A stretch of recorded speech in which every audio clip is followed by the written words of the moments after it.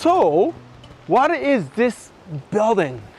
Oh, so this is a building called Senshin-in. It is one of the halls of our temple. Oh, okay. If you like, you can actually go inside. Oh, really? Can I? Oh, absolutely. Okay. So first things first, Okay. you can't wear your shoes inside the building, so You know, this is something really important because Japanese culture, we take shoes off. Yes. But many other cultures, they just go with the shoes. It's not, well, they don't have any, like, they don't want to make the floor dirty or anything, but they just get used to it. Eh? Okay, Yes. so I will take the shoes off. I have Japanese traditional shoes called tabi. It's a little dirty because we're in the mountains, but it's dirty, but it's called tabi. awesome. Okay, and And very good point here.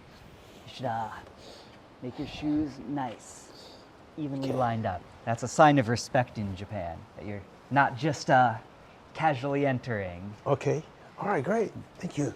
So Oh wow, it's great. So there's a beautiful statues right here. Can I film it? sorry, Okay. you can't take photos or videos of the Buddhist altar here. Oh really? How come? Because this is actually considered one of the most sacred spaces of the temple. The statues that we worship on the altar, we essentially treat them as if it was the living Buddha right there in front of us. And so, Okay. you wouldn't just take a picture of a stranger or like get up in their face or anything. So we keep a respectful distance. Oh wow. And we show our respects. And So people who are watching this video, who if you ever want to come take a look, you gotta come yourself, right? Wow, this is about like there's so many statues. It's beautiful, and is that really old? Oh, yes, yes. There are ones of varying ages, but the older ones are, I'd say, at least several hundred years old. You can even tell by the color. Some of them Yeah, I have just can turned see, like yeah. solid black from Yeah. being here for so long. All the incense and candles. Oh wow, Yes. that makes a statue very darker color. Yes. Wow. I think it's, you see it at first and you might think, oh, it's too bad that it's getting so dirty. But on the other hand, it's a great sign of how long it's been taken care of, that people have been worshiping for such a long time. Yeah, that's for sure. It's like very precise, very powerful. Like it's not huge, like great statue of Fudomyo. It's smaller, but they're so unique and so many of them. So I know you want to take a look. So come by to Shippōryūji. Wow, great, awesome. So do you have this kind of statues like everywhere in this temple, or? Oh yes, there are statues all over the temple. In all of the different halls, we have an altar like this. Oh wow! So is this the main temple?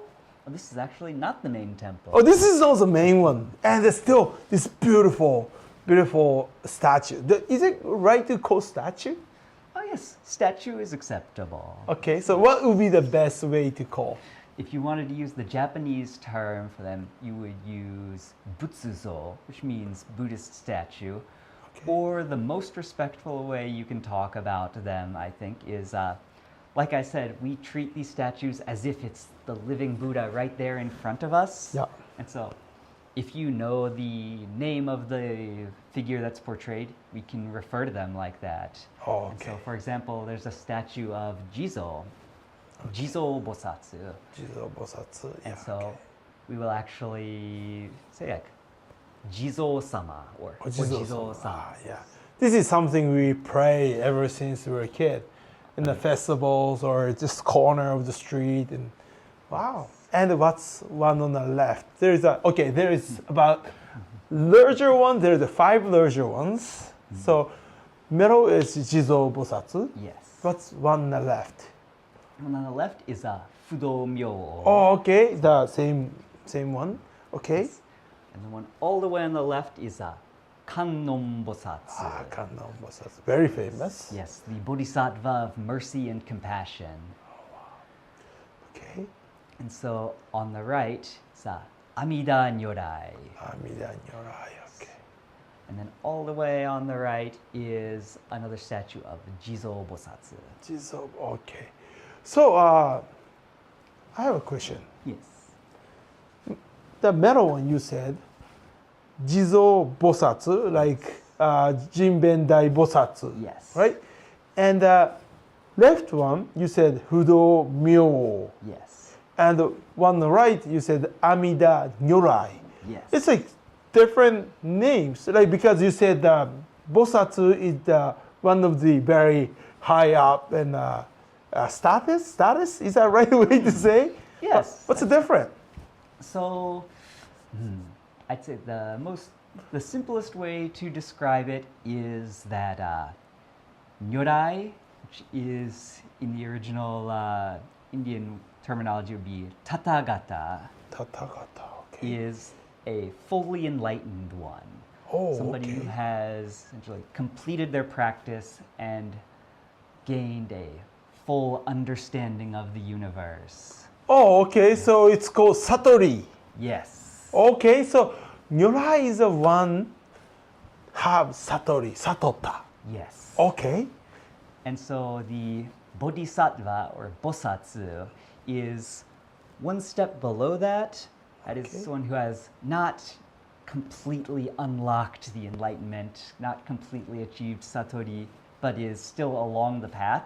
Okay. And that doesn't necessarily mean that they are less skilled or less developed. In some cases, like with Jizo Bosatsu. Jizo Bosatsu, when he became a bodhisattva, actually made a pledge that I will not achieve full enlightenment. I will not move on to the next stage until everybody in the world has been saved. Oh, wow. So as long as there's anybody suffering in the world. Wow, that's stays. kind of gave me a goosebump. Wow, that's, wow. And how about Fudomyo? And so the Myo, the original term for that would have been Vidya Raja, Vijayadaja, okay. who's wisdom king. Wisdom King, wow. Yes. And so, like when we see the Nyorai or Bosatsu, they have these very gentle, peaceful expressions, Okay. kind of to very calmly guide us Yeah. toward the right path.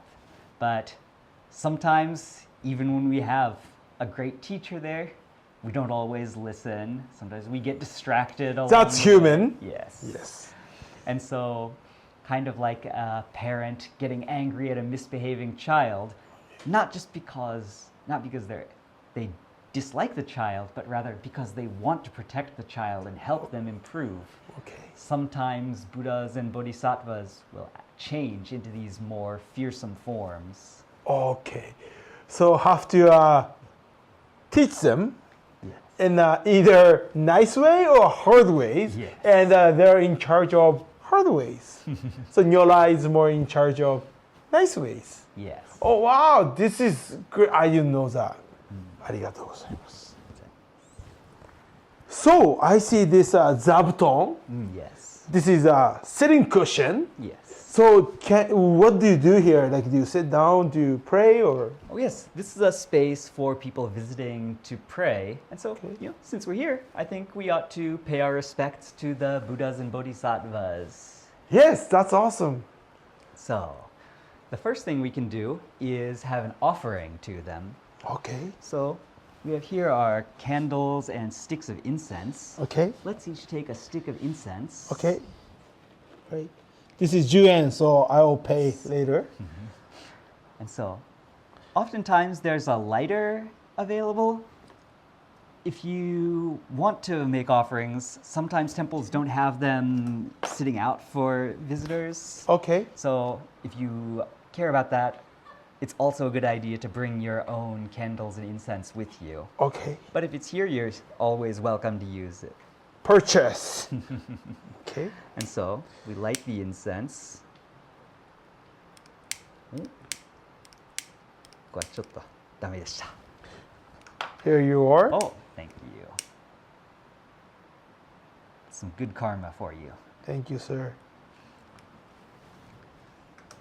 So this is you can blow or you just You should not blow on it because this is an offering to the Buddhas. It would be Okay. like, imagine if you blew on someone's food. yeah, that's okay. So So just put it out the fire. okay, okay.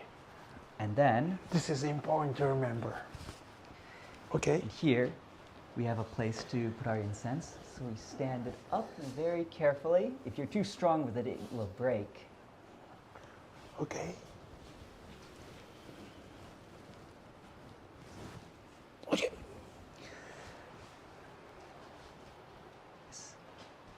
And if you'd like to offer money, there's an offering box for money as well. Okay. So this one is Buddhism. So offer the money quietly. Yes, we would just go very gently and just set it in the box. Okay. So I'll come back and do it later. And so then you can just bow and then sit down here.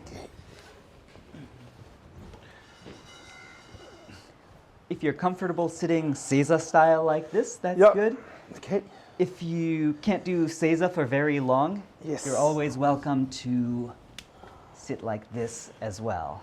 What style do you call? Oh, this is called a agura. Agura style. Yeah. Okay. Or if you want to do really proper Buddhist style, Okay. hankaza. Hankaza. Okay. I think I'll pass that. Hanka. This is Hankaza. Okay. Yes. Oh wow. Okay.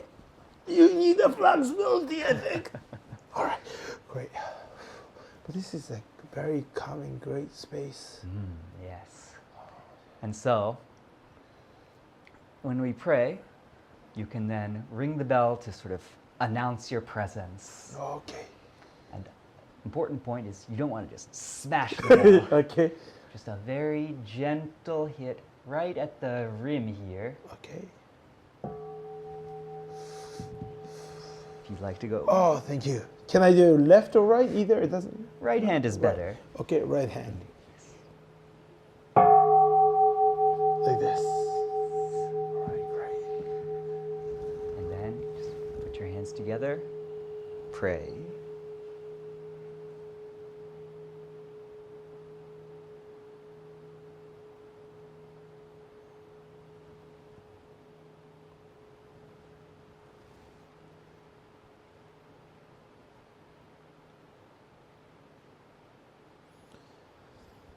Wow.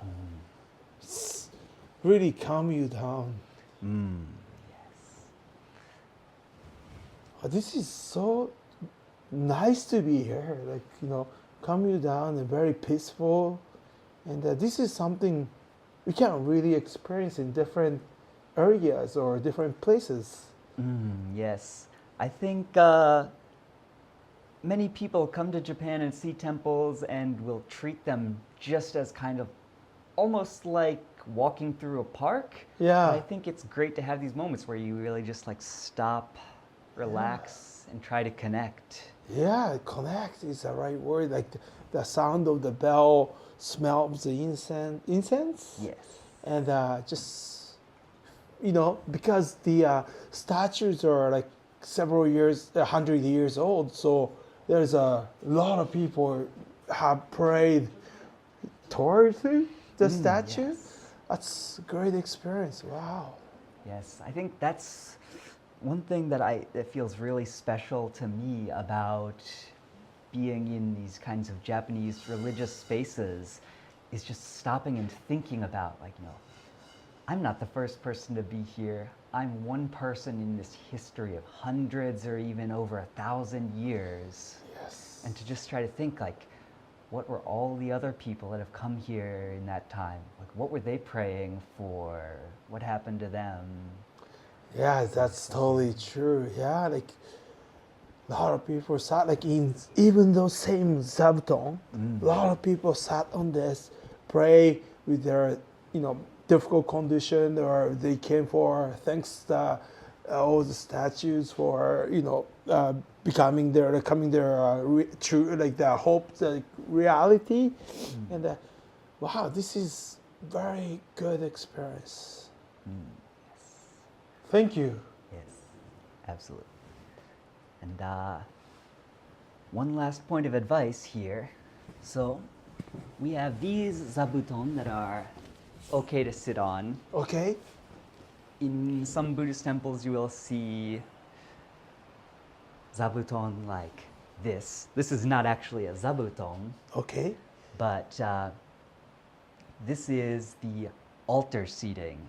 Okay. Especially if you see an elevated seat like this, Yeah. this is only for the authorized practitioners of the temple. Because this Okay. is where they will perform rituals. So authorized practitioner means the monk. Yes. Any monk or just a particular monk? Monks of this temple who have permission to practice. Oh, here. okay, okay. Yes. Oh, wow. Wow, this is, yeah, so please do not sit in a fancy zabuton with elevator especially. Do not touch Yes. it. So we are okay to sit this basic cotton. This is very, very nice. What's the logo, by the way? Oh, this is called the Jimon, the essentially the symbol of our temple. Okay. So each temple has their own. Ours in particular is called the Nichigatsumon, which is the Nichigatsu. sun and moon crest. Oh, wow, sun and the moon crest. Oh, wow. Yes. And so it represents the sun and the moon on top of an 8-petaled lotus flower. Oh, wow. And so it reflects kind of the sun and moon are very important imagery in Shinto, as well as some other kind of traditional East Asian practices, whereas the 8-petaled lotus is the seat of the Buddha. Yes, so that's what I seen Kind of before. visually represents that merging of different practices. Wow, I didn't know that. So this is, what is it called? Nichigatsumon. Nichigatsumon. Please remember and come take a look. Very comfy Nichigatsumon zabuton. Yes. All right, great. Thank you very much. すごいな。ありがとうございます。So now can we go to the main temple? Sure. But first, Okay. since we're going to the Buddha's house, I think first Okay. we should ring the doorbell. Oh, that's cool. What kind of doorbell do they have? You have a very big doorbell. That is a holy. That is a big doorbell. Can you ring this? Yes, I will just say, you can't ring them at every temple. Sometimes they're only for the monks to ring at special ceremonies. Okay. But if there's a staircase to go up pretty easily, especially if you have like a donation box, that's a Okay. good sign that it's okay to go up and ring it. Okay. And so, Yeah, it says. yes. Yeah, put the 100 yen before you ring it. You're great. And so, climb up to the bell. It's a little inconvenient, but you just duck down, go inside. Okay.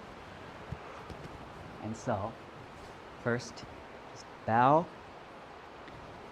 calm yourself, focus on sending that message of greeting the Buddha, wanting to be welcomed in. And then, this is very important. Same as the bell inside the hall, you don't want to just smash it. You don't want to Okay. hit it so it bounces a bunch of times. Okay. You want to go just a little bit at a time. So it just, that was maybe a little too quiet. Okay. Maybe okay. a little more. Wow.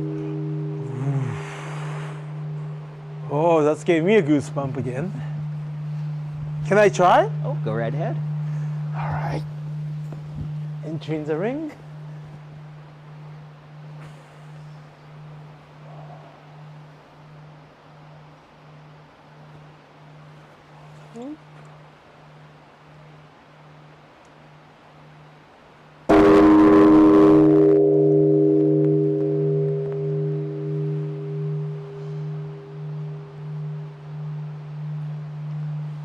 Wow. Great. This is, I think, the world biggest and the world powerful, very can touching doorbell. Wow. All right. This is very big. Wow. Awesome. Thank you. So we've let the Buddha know we're here. We've asked to come inside. Let's go ahead toward the main hall. All right. Ah, that's so interesting. What's this dragon?